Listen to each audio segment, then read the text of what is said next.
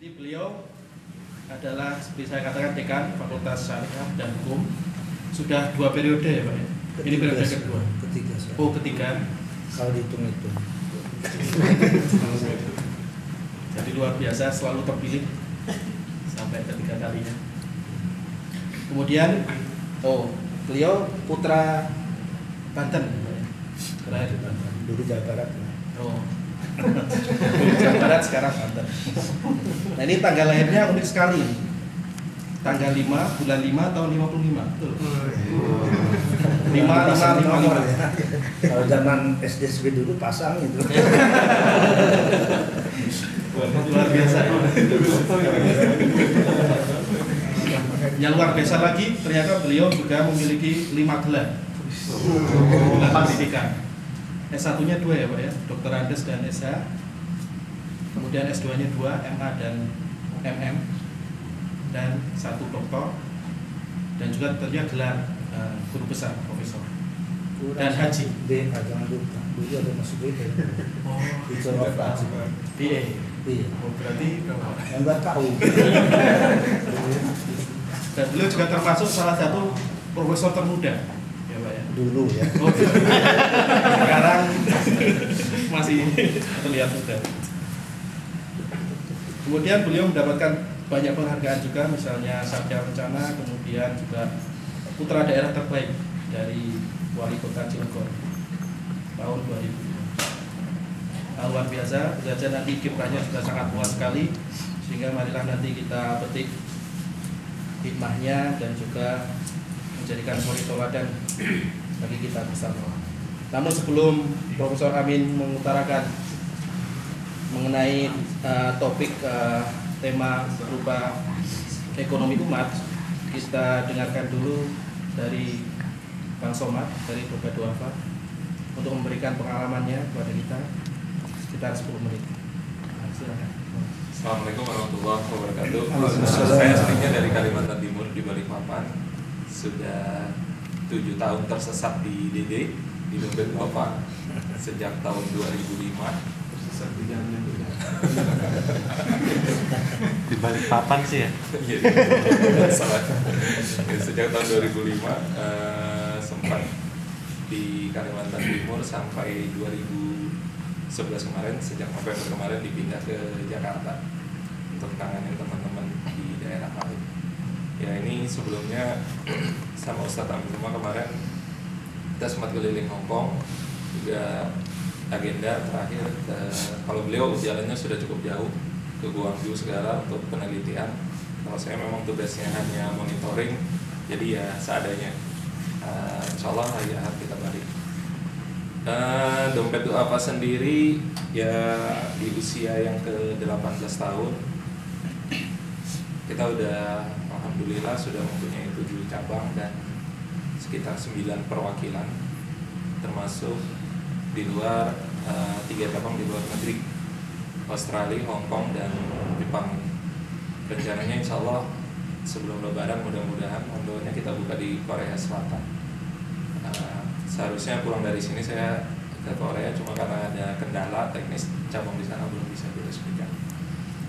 Kegiatan kita di Indonesia sebenarnya sudah cukup banyak, dan yang insya Allah tanggal 29 ini teman-teman Dompet Duafa akan melaunching sebuah bangunan rumah sakit yang dibilang baru satu-satunya di Indonesia, rumah sehat terpadu di daerah Parung, Bogor. Itu insya Allah akan diresmikan oleh Pak Presiden SBY tanggal 29 ini. Jadi kurang lebih 1 atau 2 hektar saya lupa. Memang khusus rumah sakit, khusus kaum duafa gratis full. Jadi ini kita menginginkan program-program Dompet Duafa itu menjadi percontohan buat pemerintah juga, tapi juga bukan hanya sekedar itu, tapi juga bisa menjadi konkret permasalahan umat yang ada sekarang ini. Karena biar bagaimanapun bicara soal kesehatan di Indonesia, biar ada Jamkesmas, Jamkesda atau jam-jaman yang lain, ke masyarakat miskin pasti akan lebih sulit juga. Nah ini insya Allah dengan adanya rumah sehat terpadu ini, rumah sakit. Kita akan juga mudah-mudahan ini bisa dicontoh oleh teman-teman yang lain, lembaga-lembaga amil zakat yang lain, untuk bisa menginisiasi di daerah-daerah. Di situ kita sebut namanya zona Madinah. Karena kenapa zona Madinah? Di depan rumah sakit kita sudah punya sekolah namanya Smart Excellencia Indonesia. Itu sekolah SMP setingkat SMP SMA khusus fakir miskin. Jadi hanya sekitar 30 sampai 35 anak yang diterima. Tapi memang khusus seleksinya cukup ketat. 35 anak itu di ranking dari seluruh Indonesia. Alhamdulillah ini sudah angkatan keempat. Angkatan pertama sampai angkatan terakhir lulus semua, diterima di fakultas di perguruan tinggi negeri. Ada yang diterima juga di Belgia. Kalau nggak salah yang pertama juga diterima di Jepang. Dan menariknya ini memang khusus untuk kalangan duafa. Ya kalau dilihat itu survei kita buat menentukan mereka itu harus lolos seleksi atau tidak, itu kita harus survei ke daerah-daerah yang memang mereka punya potensi.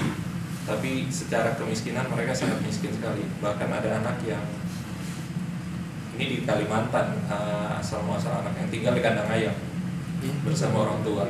Dan itu memang ada, itu baru setahun yang lalu kita temukan. Dan itu luar biasa juga. Bahkan kalau ya luar biasa, ada yang rumahnya memang rumah-rumah yang setengah ambruk gitu. Karena memang kita survei langsung ke tempat-tempat terjauh yang mereka punya. Ya alhamdulillah kualitas yang kita harapkan bisa didapat dari anak-anak ini, ternyata mereka adalah anak-anak yang punya potensi. Sekolah ini hanya ditempuh untuk 5 tahun, SMP SMA. Jadi kalau mau dibilang bersaing, alhamdulillah mereka bisa unggul di segala bidang. Dan mereka gratis, diasramakan, dibiayain. Dan menariknya kalau lebaran mereka juga nggak pulang. Mereka kumpul dengan donatur dompet duafa. Kadang-kadang menginap di rumah donatur dompet duafa. Jadwal pulangnya cuma setahun sekali, bulan Januari. Habis itu mereka pulang lagi. Itu program kesehatan, program pendidikan. Ada juga program ekonomi namanya, kita bikin program klaster mandiri. Itu di sebuah kawasan kita bikin pemberdayaan ekonomi. Kita bikin program pendidikan, program dakwahnya juga masuk. Ini ada di daerah Sulawesi, kalau tidak keliru di daerah Bantaeng. Ini yang program-program nasional. Terus untuk pemberdayaan ekonomi kita punya divisi khusus yang nangani namanya masyarakat mandiri. Kalau masyarakat mandiri ini khusus pendampingan masyarakat kelompok-kelompok masyarakat yang kita bantu usahanya. Tapi memang dalam ruang lingkup supaya mereka berdaya secara ekonomi dan kita dampingin secara rutin. Biasanya maksimal 2 tahun kita dampingin, kita kasih modal, baru nanti kita exit program. Karena kalau terus-terusan didampingin juga mereka juga nggak bisa mandiri nanti lama-lama. Jadi memang mereka exit program. Pembiayaan dari mana? Dari dana zakat yang kita kumpulkan, kita kembangkan di situ dan kita masukkan juga program dakwahnya. Misalnya mereka kita kelompokkan, kita bina ibadahnya juga, dan mereka rutin. Misalnya di daerah Bantaeng itu kita tetap mengirimkan pendamping yang di sana rutin nginap di sana. Jadi pendampingnya kita biayain, kita nginap dengan masyarakat yang betul-betul membaur di situ. Jadi hasil yang kita harapkan outputnya itu minimal mereka bisa berdaya, tidak lagi terganggu dengan kehidupan ekonominya. Itu terus juga ada juga namanya Institut Kemandirian. Ini buat entrepreneur yang mau berwirausaha, yang selama ini ya kalau bisa dikatakan nggak berani maju, tapi punya kemampuan. Nah ini kita latih di situ, kita gratiskan juga dari kaum duafa ya. Ya bahasa gampangnya para pengangguran yang masih punya potensi untuk dikembangkan. Misalnya mereka dilatih kursus HP di sana juga, di kampusnya itu di Jakarta, saya lupa tempatnya di mana. Terus ada juga pelatihan-pelatihan lain yang betul-betul memacu bahwa mereka bisa menjadi entrepreneur. Itu sekarang Institut Kemandirian yang baru kita launching kemarin tuh ada namanya Social Entrepreneur Academy. Ini kalau teman-teman cari di internet mungkin Bang Jainal yang mengepalainya. Dia sebutannya sih Jainal teroris karena tukang provokator orang supaya jadi pengusaha. Dan itu baru sekitar 3 minggu lalu di launching. Itu juga programnya mirip IKA tapi lebih penekanannya kita membuat itu di daerah-daerah supaya daerah-daerah yang nggak berkembang kita tempatkan orang yang punya jiwa sosial tapi entrepreneur yang masuk juga kita kembangkan itu. Terus ada juga namanya Tabung Wakaf Indonesia. Tabung Wakaf Indonesia ini khusus menggalang wakaf di wilayah-wilayah yang ada di Indonesia. Alhamdulillah sekarang itu ada kita kembangkan namanya wakaf properti ya. Wakaf properti ini juga menyangkut menguasai aset-aset yang selama ini banyak ada di pinggir-pinggir jalan tapi dikuasain oleh masyarakat lain yang dalam kategori bukan umat muslim.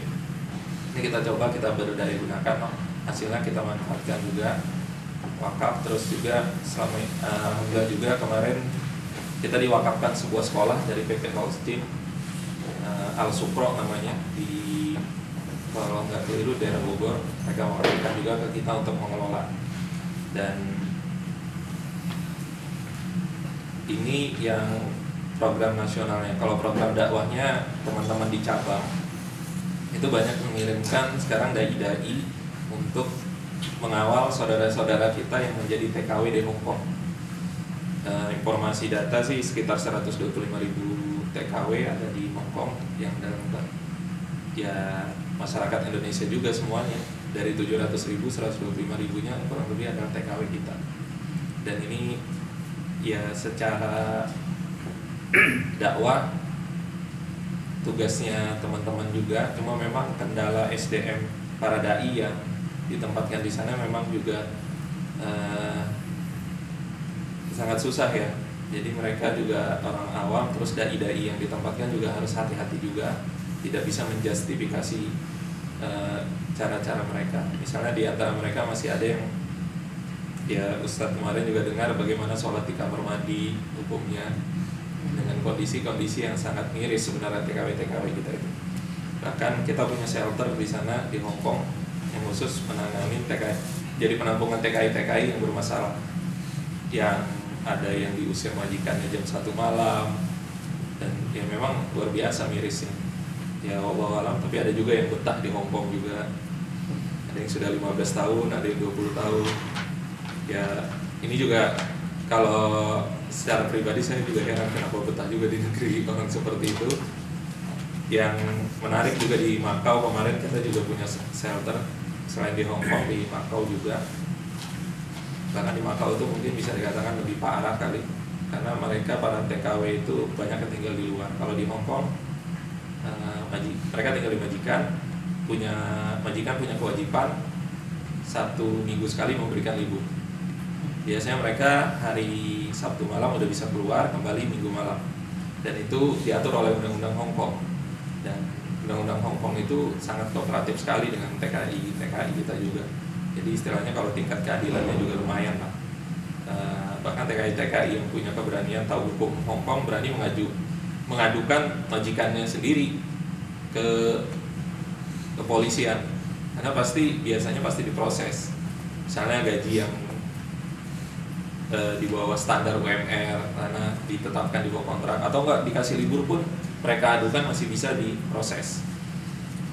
Ya tapi ada juga sih TKW kita yang bermasalah di penjara karena mencuri di rumah majikan. Oh iya. Ya itu mungkin insya Allah nanti dari Jepang ini kita lagi cari kantor. Saya tadi kebetulan Mas Bayu yang ngawalin di sini sama Mas Kunta. Insya Allah tadi mulai bulan depan mudah-mudahan kita, karena rutenya dari Indonesia, mungkin nanti ustadz-ustadz yang ke Hong Kong bisa mampir ke Jepang sekalian. Karena itu mudah-mudahan mulai bulan depan sudah bisa diagendakan sama Mas Bayu. Karena kita memang kalau di luar negeri kita konsen di bidang dakwah lebih utama juga, tapi tidak meninggalkan bidang-bidang